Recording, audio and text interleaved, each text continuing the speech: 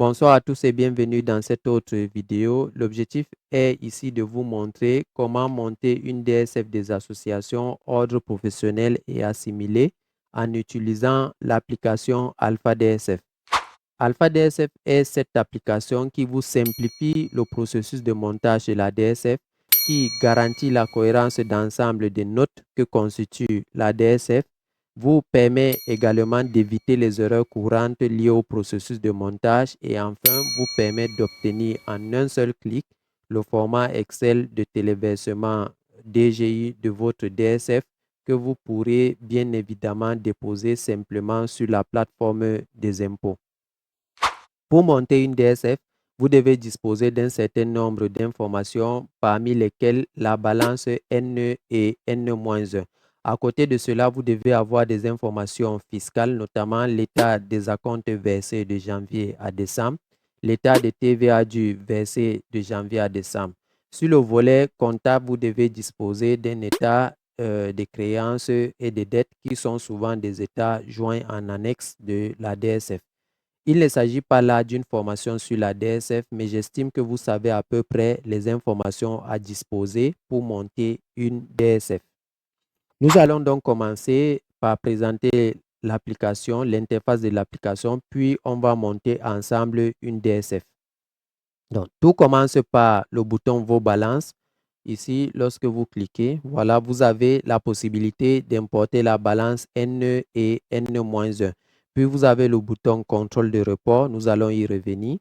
Vous avez le bouton État financier, États fiscaux et notes annexes. Ici, c'est l'ensemble des notes qui constituent le cœur de la DSF. La DSF est composée des états financiers, des états fiscaux et des notes annexes. Puis, les notes d'identification sont concentrées autour du bouton identification. Donc, vous avez un découpage logique de la DSF. Vous avez le bouton quitter qui vous permet de quitter proprement l'application. Et enfin, vous avez le bouton export en PDF et le bouton de téléversement DGI qui vous permettra d'obtenir l'équivalent au format Excel de téléversement. On va donc commencer le montage. Vous allez cliquer sur le bouton Vos balances et là, voilà. Et là, vous avez cet assistant qui vous permettra d'insérer la balance N et N-1. Vous pouvez commencer soit par N, soit par N-1, peu importe. Je clique sur N et OK. Là, vous avez l'interface où nous allons coller la balance. Il s'agit d'une balance à 6 colonnes. Vous allez le voir. Je reviens dans le dossier. Dans documentation, vous avez la balance N et N-1 que j'utilise pour la circonstance. Et là, quand vous ouvrez, vous avez une balance à 6 colonnes, dont solde d'ouverture, débit, crédit, mouvement, débit, crédit, solde de clôture, débit, crédit. On va donc copier cette balance. C'est une balance à 6 colonnes sans niveau de totaux. Donc, je copie. Et là, je reviens dans l'application. Et là, je me mets à la première cellule. Je colle en valeur pour éviter les problèmes de formule. Donc là, on me dit un numéro de compte n'est pas conforme à la nomenclature du Cisco OADA. Vous devez utiliser des sous-comptes ou des comptes existants. Alors, ce qu'il faut noter est que le traitement de la balance se fait à 3 niveaux et ce, quelle que soit l'application que vous utilisez. Le premier niveau, c'est la codification des comptes. Le deuxième niveau, c'est le contrôle des soldes des comptes. Et le troisième niveau qui est fait de façon automatique, c'est la cohérence de la balance. Donc, vous avez deux choses à faire. Donc, ici, par exemple, il y a un numéro de compte qui n'est pas conforme.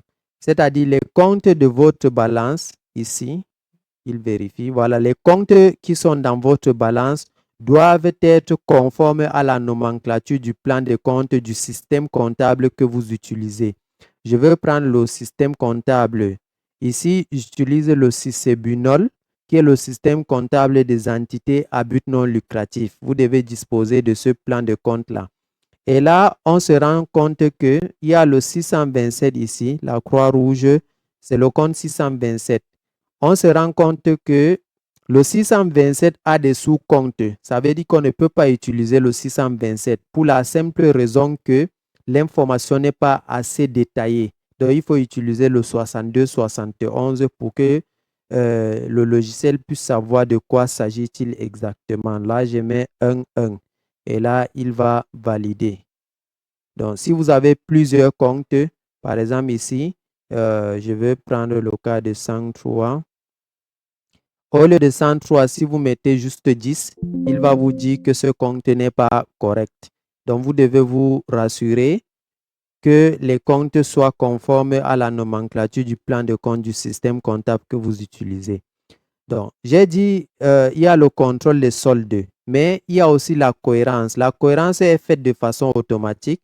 Par exemple, je vais dire 77 ici.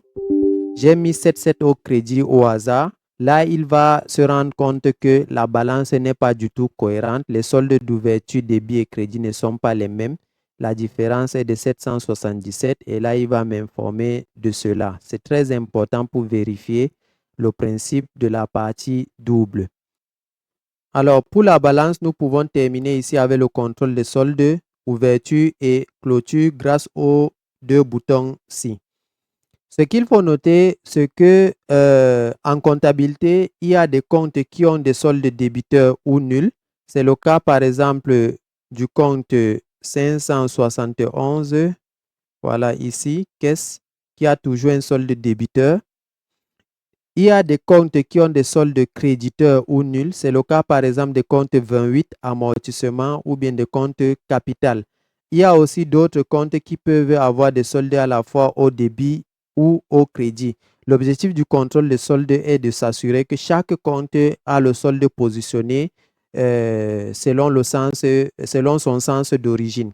Donc, on va contrôler le solde d'ouverture. En fait, l'idée derrière ce contrôle est que vous ne déposiez pas une balance qui n'a pas de sens. Par exemple, si vous avez un compte de la classe, un compte 57 caisse qui a un solde créditeur, ça n'a pas de sens. Donc, il vérifie tout ça. Donc, je clique sur contrôle de solde d'ouverture, classe 1. Quand c'est bon, il va mettre en vert. Donc, je clique là. Et là, vous voyez derrière, pour la classe 1, il y a les 4 premiers comptes là qui sont corrects. Et il s'arrête sur le compte 1049 qui ne devrait pas avoir un solde débiteur. En fait, c'est normal. Je ne sais pas comment j'ai fait pour passer une mauvaise écriture. Donc là, je clique sur OK. Et là, il y a un assistant qui va me permettre de changer le côté du solde. C'est-à-dire, au lieu du débit, il va me proposer de mettre au crédit en faisant la soustraction. Là, il dit l'assistant a calculé moins 256 000 par différence crédit-débit parce qu'il y a 0 au crédit et 256 000 au débit. Il me demande, voulez-vous placer ce solde au crédit? Bon côté, je mets oui. Et là, il va donc mettre en moins ce solde-là. Il s'arrête sur le compte 131. Il me dit, le compte 131 ne devrait pas avoir de solde du tout. Il ne devrait pas avoir de solde. Vous devez affecter ce résultat dans un compte 121 ou autre. Ici, il vous dit, notez bien, utilisez toujours les balances après affectation. Donc, je mets OK. Et là, il colorie en rouge pour dire que là, on doit voir ça après. On doit gérer ça en affectant, par exemple, le résultat. Il passe à la classe 2. Donc, il a fini avec la classe 1. À la classe 2, il s'arrête sur le compte 2442. Qu'est-ce qu'on voit? Dans ce compte, on voit il y a à la fois au débit 4 millions et 3 millions. Et il vous dit que le compte 2442 ne devrait pas avoir un solde à nouveau créditeur puisque c'est un compte d'immobilisation dont le solde est toujours débiteur. Donc, je mets OK. Et là, l'assistant va me permettre de changer le solde proprement. Il nous dit le solde du compte 2442 est à la fois débiteur 4 millions et créditeur 3 millions en même temps. L'assistant a calculé 1 million par différence débit-crédit et va placer ce solde au débit. Voulez-vous accepter? Je mets oui. Voilà, là, il valide cette fois-ci. Il valide l'autre compte. Il passe à la classe 4, classe 5, classe 6, classe 7. Et là, c'est correct. Le seul traitement à faire, c'est de voir l'affectation de résultats qu'on avait eu à faire pour ce compte-là. Là, vous allez changer. Vous mettez un bon compte. Là, j'ai mis repos à nouveau, plutôt. Et là, je recontrôle rapidement. Classe 2, classe 4, 5, 6, 7. Voilà, là, tout est correct. On va contrôler les soldes de clôture, cette fois-ci ce côté, et on va le faire rapidement. Classe 1, toujours le compte 1049. Et là, on va dire oui. Classe 2, classe 4, 5, 6, 7. Voilà, là, c'est correct. On va donc revenir au menu. Tout comme on peut faire voir balance N-1. C'était possible de revenir au menu et faire balance. J'ai toujours ça qui s'affiche de l'autre côté. Donc, j'ai balance N-1. Et là, on met la balance N-1. Je veux faire pause. Je vais faire pause, traiter et revenir derrière pour ne pas perdre le temps. Voilà, donc c'est le même traitement. On corrige les comptes, on se rassure de la cohérence et on vérifie les soldes. Donc, c'est le même traitement. Je reviens au menu. Et à ce moment précis, la DSF est montée à 80%. Il y a lieu de faire le contrôle de solde, le contrôle de report, mais la fonctionnalité n'est pas encore disponible. La logique derrière, c'est de se rassurer, attention, que les soldes de clôture à l'exercice N-1 correspondent aux soldes d'ouverture. Par exemple, ici, on a 1 million et 3 millions pour matériel et matériel informatique. C'est la même chose qu'on a clôturé normalement ici, 1 million et 3 millions 500. Donc, ça doit être valable pour tous les comptes du bilan. On va mettre la fonctionnalité au fur et à mesure. Puis ici, vous avez donc, vous aurez à consulter les états financiers, les états fiscaux et les notes annexes et à compléter. Donc, on va consulter les états financiers. Là, on a le bilan qui est correct. S'il y a un problème, l'aspect sera différent. On a le compte de résultats. Quand il y a une erreur, vous revenez toujours dans la balance pour corriger. Tableau de flux de trésorerie qui est également correct. Donc, je peux revenir au menu. Les états fiscaux. Et là, vous devez avoir des informations fiscales pour pouvoir renseigner ces états. Ça, c'est le droit d'assises, synthèse des impôts, suivant régularisation des impôts sur salaire, répartition du résultat, tableau de passage. Là, c'est totalement manuel parce que c'est les OBNL. C'est vous qui décidez quelle est la base de l'impôt, quelle est la base du minimum de perception et autres. Puisque les OBNL ne taxent pas tout leur chiffre d'affaires. Donc, vous devez déterminer quel est le chiffre d'affaires taxable. Donc, vous remplissez ces informations-là pour arriver à trouver le solde à payer. Donc, vous remplissez, là c'est le tableau du minimum de perception, vous remplissez les précomptes et acomptes versés, les autres retenus à la source et prélèvements sur impôts, sur les sociétés. Tableau de TVA collecté, déductible, je pense que vous savez comment remplir ça, c'est semi-automatique. Par exemple, si je mets 5 millions ici, la TVA est calculée automatiquement, 962 000. Donc, c'est semi-automatique, ce n'est pas manuel. Donc là, c'est la TVA due. Vous mettez toutes les TVA dues de janvier à décembre que vous avez versées. Et là, c'est la synthèse de la TVA. Il n'y a plus de suivant. Je reviens au menu. Donc ça, c'était les notes fiscales. Vous remplissez ces notes à partir des informations fiscales de votre société pour caler le solde à payer. Puis, on a les notes annexes. Et là, le principe est simple. En fait, les notes en rouge, c'est les lignes qui n'apparaissent pas dans le fichier des impôts. Les lignes en rouge, autant pour moi. Donc, c'est les dettes garanties par les sûretés suivant les informations obligatoires. Ça, c'est, j'ai fait suivant plusieurs fois. Bon, bref, je suppose que vous connaissez comment renseigner ces notes. Les éléments postérieurs, la note 4, changement de méthode, les immobilisations, dons et legs. Ça, c'est les immobilisations qui sont reprises automatiquement par rapport aux informations du bilan. On a cependant les champs à remplir manuellement, c'est les champs en vert. C'est les champs en vert suivant. Et le crédit bail suivant. Là, c'est repris. Bref, on peut même faire suivant, suivant sans problème parce que s'il y a un problème, il va alerter. Suivant, la ligne rouge n'apparaît pas dans le fichier des impôts. Suivant, suivant, suivant, suivant, suivant, suivant. Je reviens par exemple ici. Si vous essayez de faire quelque chose qu'il ne faut pas, et là, il va vous dire de ventiler moins 500 000 parce que justement, dans la balance, il n'y a pas d'information qui a permis de remplir cette note et vous avez ventilé 50 000. Donc, vous n'allez pas vous tromper en faisant suivant, suivant, suivant. Donc, suivant, suivant, suivant. Et là, on a les informations qui sont reprises. ventiler même par exemple ici, suivant, attention. Et là, on a autre créance, c'est les fondateurs. Je peux ventiler les 800 000 ici. C'est tout, hein. La DSF est prête normalement. On parcourt toutes les notes. C'est un principe. Vous devez parcourir toutes les notes pour voir s'il y a des messages d'erreur ou d'alerte. Banque locale, c'est pris en compte. Les écarts de conversion, les dotations suivantes. Bref, vous parcourez toutes les notes. Et quand c'est terminé, il n'y a pas d'erreur, il n'y a aucun message d'erreur. Vous revenez au menu et la DSF est prête, disons, à 95%. Vous remplissez les informations d'identification, exercice clos, raison sociale et tout le reste suivant. Là, c'est très facile. C'est des informations que vous avez. C'est des informations que vous avez. Je reviens donc au menu. Donc, à ce moment donné, on peut exporter la DSF en PDF ou bien avoir le format Excel de téléversement. Je vais cliquer sur Exporter en PDF. Et là, vous devez vous rassurer ici des soldes à payer en termes d'IS, d'acompte, de TVA ainsi que les crédits d'impôts, d'acompte et de TVA.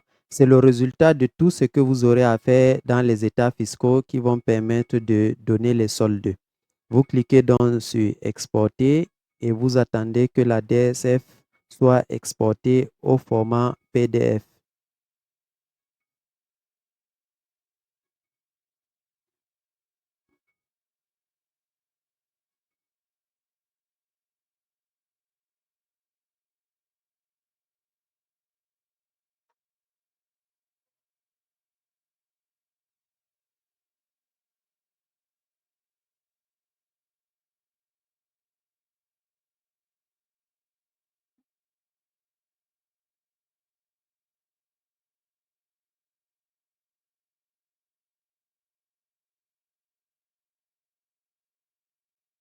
Et hop, le PDF est ouvert. Donc, lorsque l'export se termine, le PDF sera automatiquement ouvert. Et là, on peut donc voir euh, toutes les informations de notre DSF. Je m'en vais consulter le bilan. Voilà. On voit ici notre bilan avec une dotation d'1 million, dotation non consomptible de 3 500 000. On a toutes les informations, on a le compte de résultats et le tableau de flux de trésorerie ainsi que d'autres notes. Donc là, 5 millions de dotation. OK, là c'est bon. Le PDF en question va se retrouver dans le dossier. En fait, ici, il y a le dossier AOP dans lequel j'ai travaillé. Donc, dans le même dossier dans lequel vous avez travaillé. Et ce PDF-là va porter le nom, l'année, DSF 2025 Proxima, la raison sociale et la date. La date et la minute et même la seconde à laquelle le logiciel a généré le fichier. Donc, autre chose, on va revenir au menu. Et là, il sera question cette fois-ci d'exporter la DSF au format Excel de téléversement. Donc, vous cliquez cette fois-ci sur téléversement des DGI et vous aurez la même interface. Vous vous rassurez que les soldes qui apparaissent sont ceux qui figurent dans vos notes fiscales, puisque l'objectif est de déposer la DSF en ligne. Donc, une fois c'est correct, vous cliquez sur Exporter et là, vous faites attention au message. S'il vous est demandé de mettre à jour les liaisons, cliquez sur Ne pas mettre à jour. Je clique sur OK. Et là, je clique effectivement sur Ne pas mettre à jour. Et là, ça ne dure pas. Il génère donc le format Excel de la DSF. Vous voyez bien ici 1 million, 3 millions de dotations. Dans le compte de résultats, on a 5 millions de cotisations et 1 million 800 et poussières de résultats. Donc voilà le format Excel. Lui également, il se trouve dans le même dossier, cette fois-ci sous format Excel, DSF 2025 Proxima avec la date. Et là, on pourra donc se connecter en ligne pour déposer le format. Là, naturellement, vous ouvrez la plateforme des impôts. Vous rentrez vos identifiants. Et puis, vous vous connectez. Voilà, une fois sur votre plateforme, vous avez le menu DSF, vous cliquez et vous serez redirigé sur la plateforme qui permettra justement de récupérer le fichier généré. OK. Quand c'est bon, vous cliquez sur Nouvelle et là, vous prenez Annuel, Nouvelle déclaration annuelle. Et là, vous prenez le DSF OBNL AOP normal. Donc, je clique et je tombe sur cette interface et je cherche le bouton téléversement. Choisis un fichier, téléversement fichier Excel. Je clique et là, je m'en vais chercher. J'étais dans mes documents, je m'en vais chercher le fichier qui est généré. J'étais dans mes documents, puis j'ai ici le dossier démo et là j'ai AOP et là j'ai dans le fichier DSF 2025 Proxima 0712 que je venais de générer. Je le prends et là je peux cliquer sur téléversement. Êtes-vous certain? Oui. Et vous allez patienter le temps que le site récupère les informations. Et là, c'est bon. La DSF est récupérée. Vous allez compléter les notes en bleu et par la suite, vous allez faire ce que, en fait, vous allez joindre les annexes et vous allez par la suite soumettre la DSF lorsque le bouton soumettre sera actif. Pour ma part, je veux juste consulter le bilan, histoire de voir si les données ont été bien récupérées. Et là, nous avons dans notre bilan, on a dotation 1 million si vous vous souvenez et 3 500 000. On a toutes les informations, les immobilisations et autres. Donc, je vous conseille de faire attention au bilan, compte des résultats et flux de trésorerie ici. Pourquoi? Parce que généralement, le format change. C'est-à-dire les impôts changent souvent le format. Le voici ici. Donc, généralement, il change ce format et on met à jour l'application. Quand on modifie le format, on va vous demander de changer le DGI format-ci. Donc, il ne faut jamais effacer ici. Attention, il ne faut jamais effacer le dossier DGI 5 qui contient le format ajout des impôts. C'est pourquoi lorsque vous envoyez la DSF, vérifiez toujours le bilan, le compte des résultats ainsi que les notes qui permettent de calculer le solde si c'est bien calibré. Parce qu'il y a souvent des changements qui arrivent au courant de l'année et nous également, nous faisons des changements. Alors, s'il y a une chose à retenir par rapport à Alpha DSF, c'est qu'il est disponible sous plusieurs versions. Vous avez pour ce qui est des entités à but non lucratif, le format AOP pour les associations, ordres professionnels et assimilés, le format PDA pour les projets de développement et assimilés et enfin Alpha DSF SMT OBNL. Vous avez du point de vue des entités à but lucratif, le format du système normal et le format du système minimal. N'hésitez pas à me contacter sous le numéro qui s'affiche par WhatsApp de préférence pour entrer en possession de la version que vous souhaitez. On va donc s'arrêter à ce niveau et si vous avez des questions, n'hésitez pas à les laisser en commentaire.